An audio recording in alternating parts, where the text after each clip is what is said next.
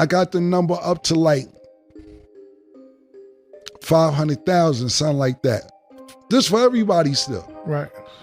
I'm like, nah, bro, this ain't even 100,000 for everybody. So Kiss hit me. He like, Killer, I knew you get that number up. I knew you get that number up. And I'm like, hell yeah, I'm gonna get the number up, man. We gonna get the number up, but we got a tour that's worth way more than this.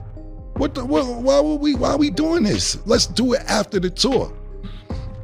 So Capo like, Cam is in Madison Square Garden. They have a fight that night. The camera's gonna be set up, this, that, and the third. They can't do it another time. I'm like, nah, bro, I ain't doing this. So Capo said to me, Cam, every dollar I make from this Verzuz, I will give to you. I just want to perform in the Garden. There's a new story from Cameron that's giving fans a different perspective on the iconic Dipset versus the Lox Verzuz. According to him, what happened behind the scenes may have been just as important as what everyone watched on stage.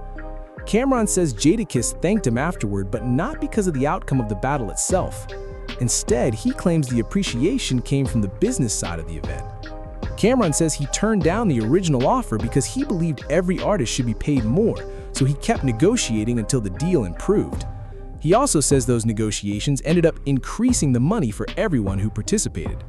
On top of that, Cameron claims he helped secure additional revenue, back-end profits, equity, and other benefits that most people never heard about.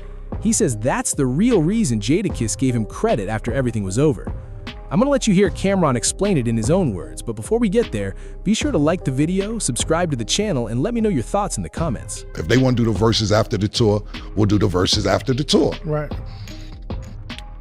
Cabo come to me again. He said, Flea, what's up with the Verzuz? I said, Cabo, we could do it after we do the tour.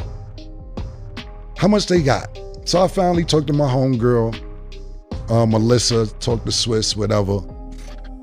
They ain't talking about nothing. They talking about 100,000 for everybody. 100 racks for everybody.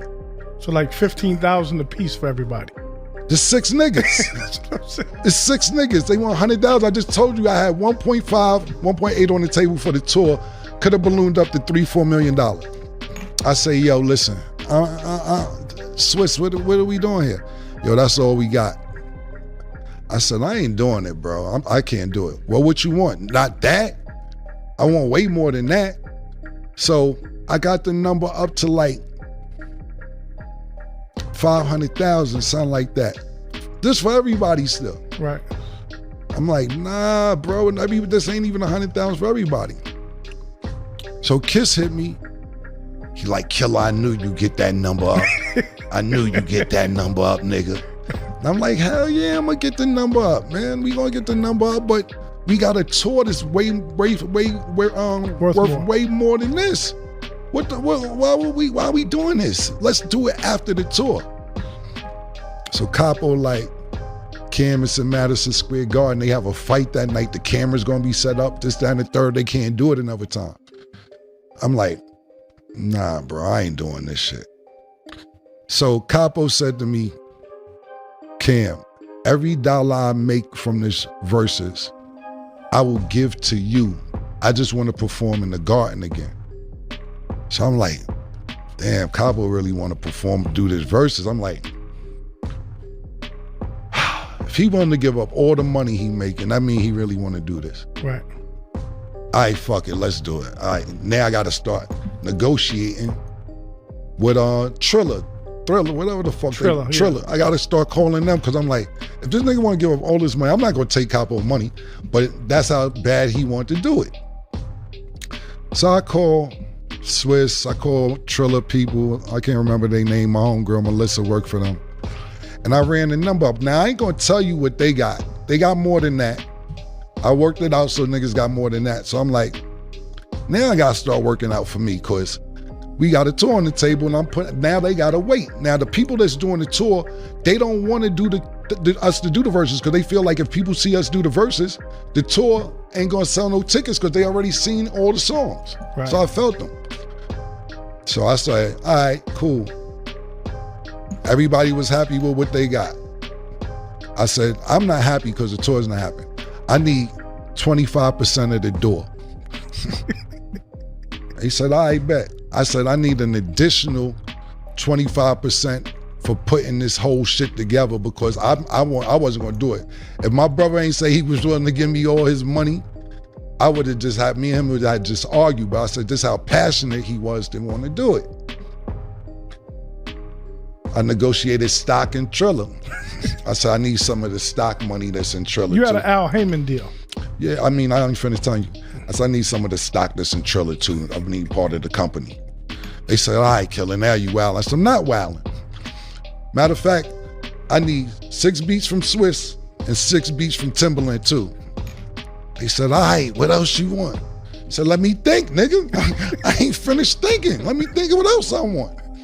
Everything I asked for, they just kept giving it to me. So I ended up getting stock in Triller, 25% of the door, another 20% for putting the deal together, the beats from Swiss, the beats from Timberland, which I didn't never use them yet because I wasn't really on the music thing the last couple of years, just for fun. And the back end, if they sold out, I said some of the back end, pause. So that's why I ended up doing the deal, because I didn't even want to do the shit. And then when we got there that night, it was just pandemonium. You know, what a lot of people don't realize is this. The Lox was considered underdogs to me, which they shouldn't have been.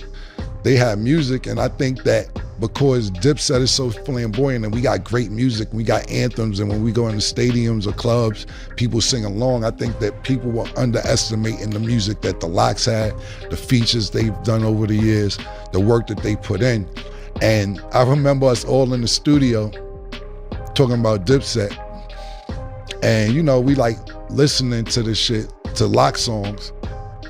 And I just see everybody, not just Dipset, because there's other niggas in the studio. Shout out to my man Shula, there's a few niggas. And niggas just was like, damn, I forgot about that. Oh shit, I forgot they had that one. I'm just sitting there like, this is what niggas wanted, right? Cam'ron's story is another reminder that some of the most important moments in hip-hop happen long before anyone steps onto a stage. If his version of events is accurate, the biggest takeaway isn't just the performance, it's the value of understanding your worth and being willing to negotiate for it. Whether people agree with every part of his account or not, it highlights how much the business side of the industry influences what fans ultimately see.